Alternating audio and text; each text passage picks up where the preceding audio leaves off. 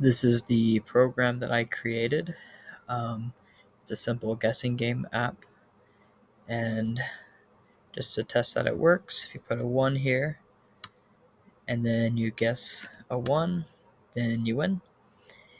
And if you want to run it again, you can restart it.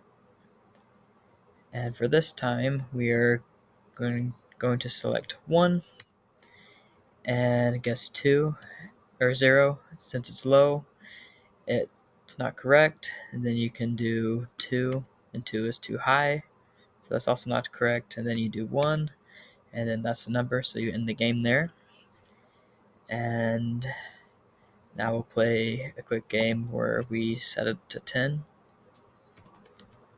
And so, I don't know, let's guess 5. Oh, guess it on the first try. We'll run the game again.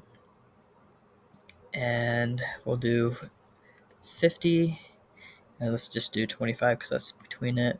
That's too high. Let's try 15.